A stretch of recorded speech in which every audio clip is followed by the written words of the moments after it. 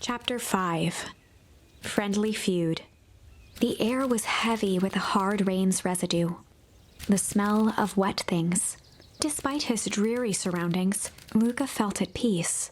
He'd never shared those details about his dad with anyone, not even Rollo. But it's not like this changed anything. Rollo was still his best friend. Adding it back to the group would help balance things out. Everything's better in threes. This is what Luca told himself as he headed to the treehouse.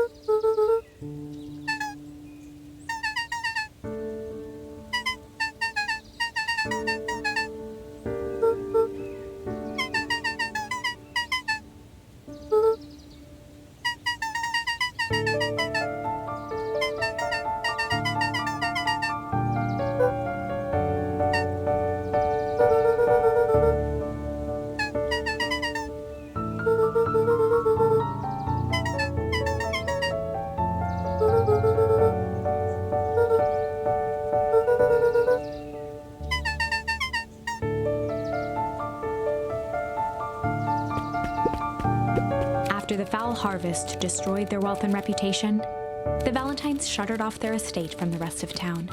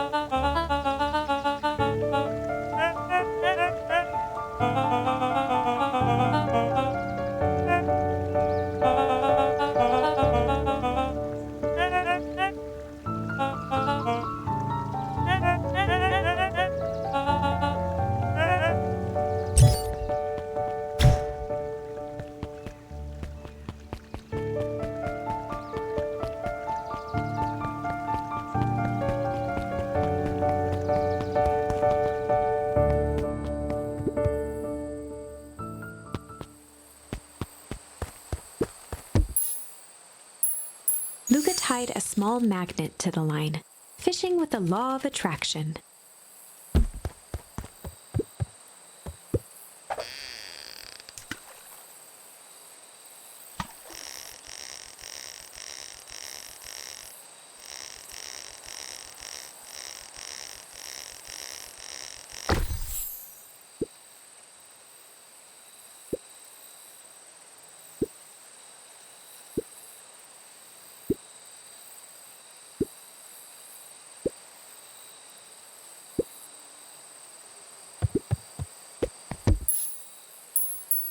Luca wrapped some tape around the hook.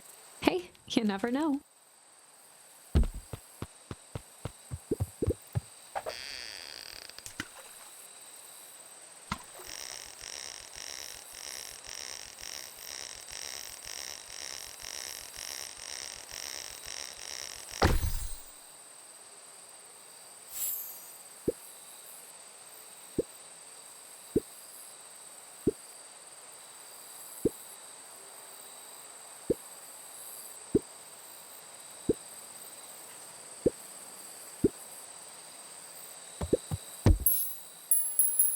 Luca placed a sinker on the line.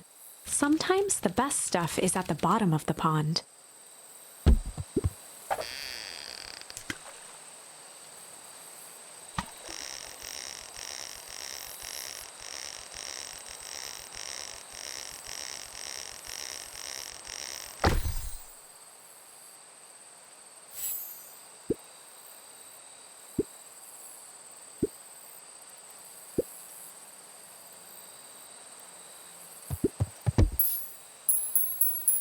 Luca stuck a toy stretchy hand onto the hook. Those things always get dirty anyway.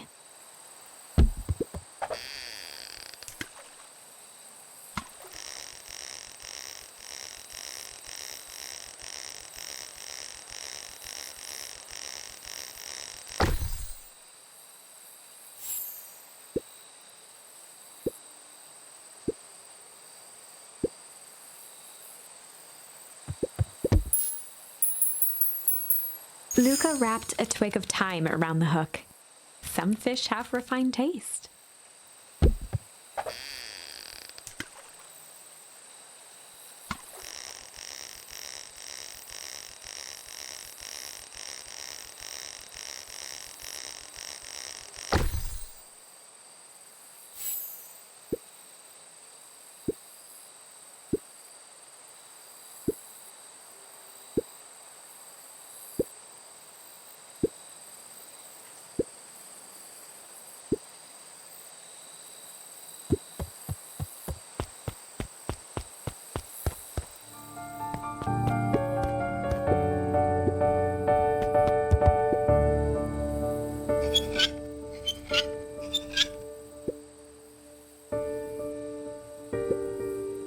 Luca had only ever heard him speak in this stiff yet gentle tone a few times, and it always meant one thing.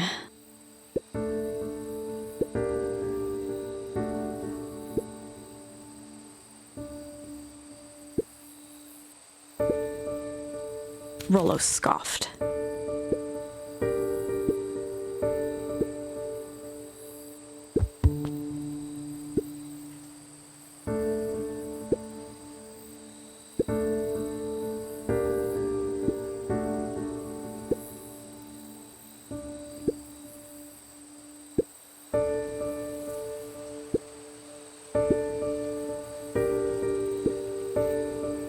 Luca stumbled on his words, knowing he'd said too much.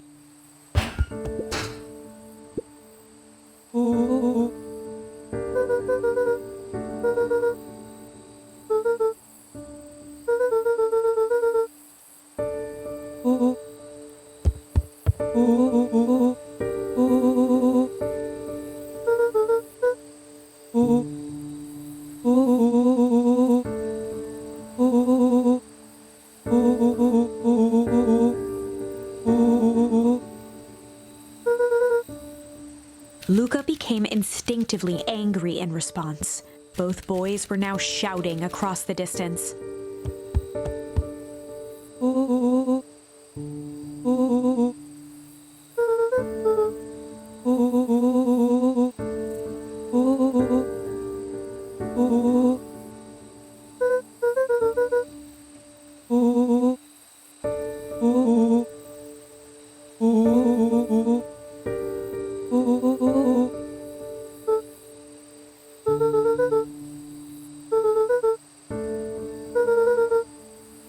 Rollo's tone changed to a calm, yet more intense anger. The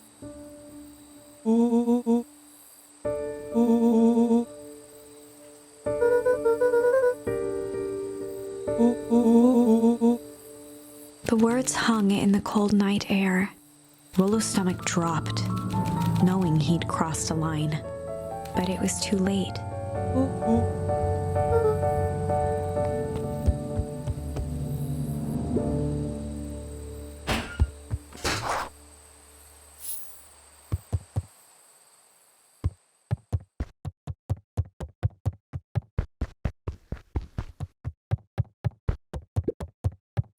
Luca dug through his old stuff, not even sure what he was looking for.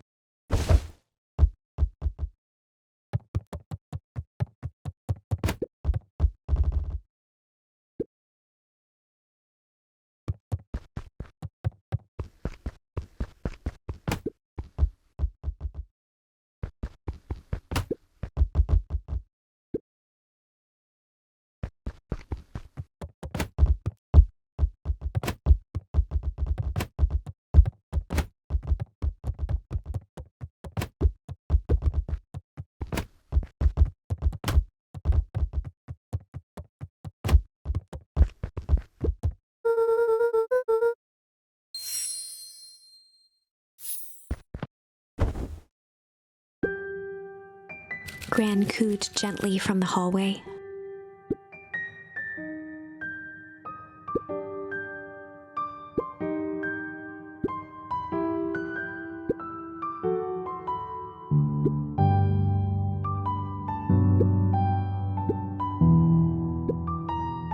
Luca just wanted to be alone. He waited to hear the sound of the front door closing.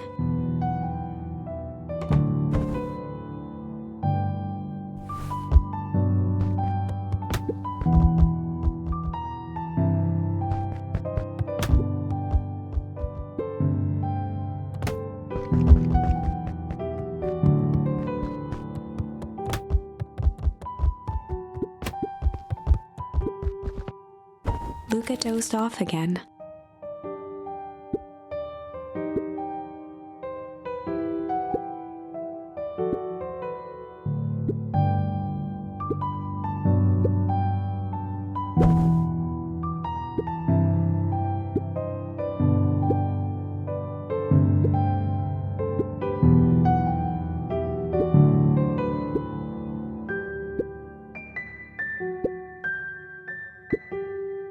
Luca still couldn't bring himself to go out.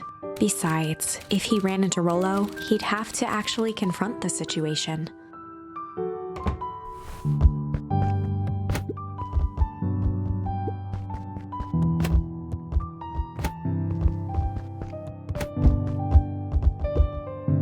The Adventures of Hank Atomic. Luca carefully opened the cover and began to read. Rollo had received it for his birthday, a special hardcover edition with behind-the-scenes commentary and bonus art. Rollo cherished it, but asked that Luca keep it at his house. Luca wasn't sure if it was because Rollo didn't trust himself with it, didn't trust his sister around it, or just wanted an excuse to come hang out at Luca's more often. Whatever the reason, Luca didn't mind. But it had stayed right there where Rollo had stashed it ever since. Now, at the foot of his bed, Luca lost himself in the pages. He'd read it all before, but at this moment, it somehow felt sentimental. He was well into issue number 5 when he heard soft footsteps from the hallway.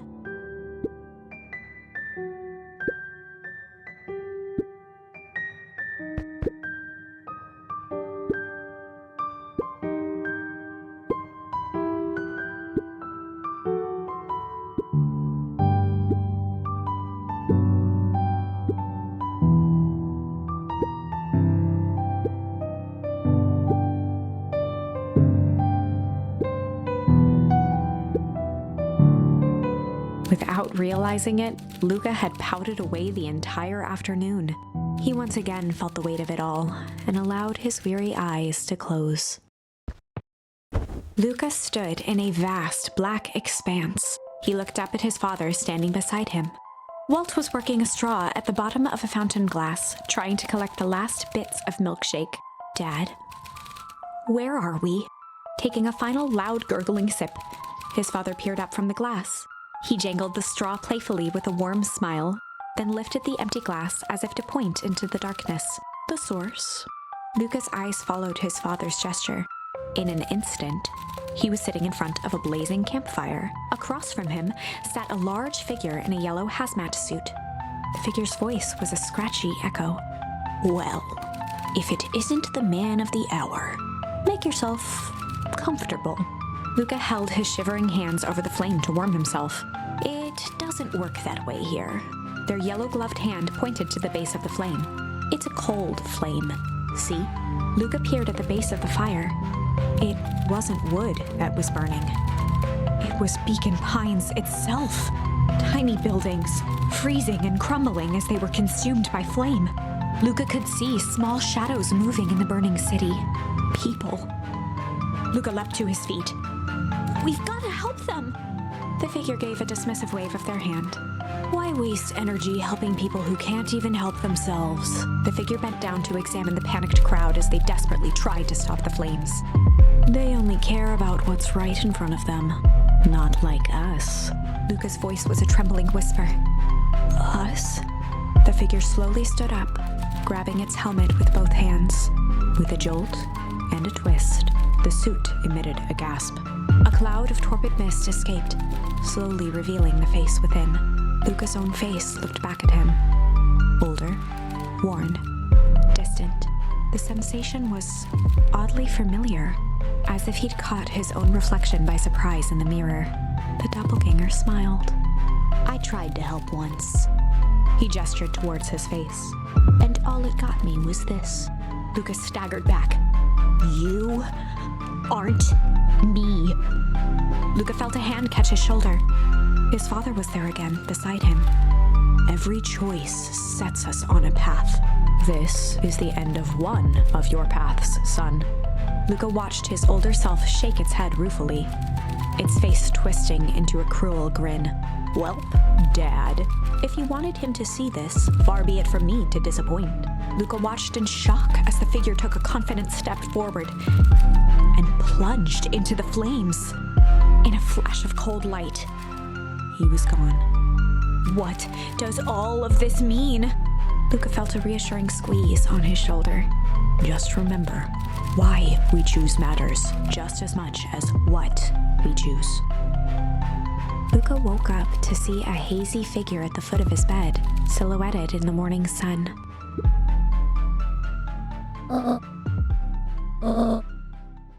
Luca rubbed his eyes. The kind, concerned face of his gran came into focus.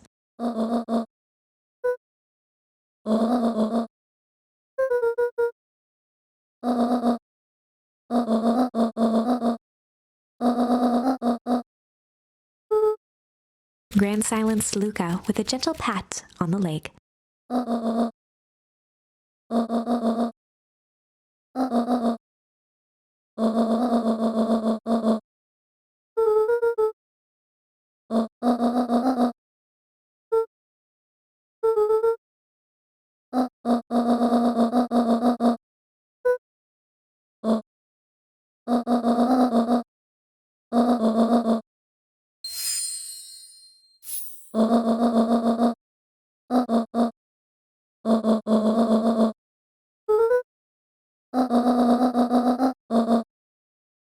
Luca gave a reluctant nod.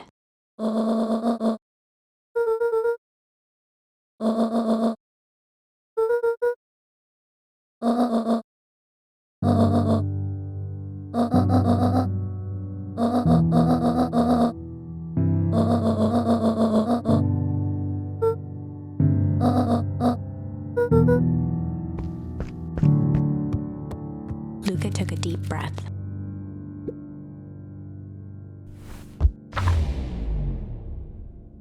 Chapter 6.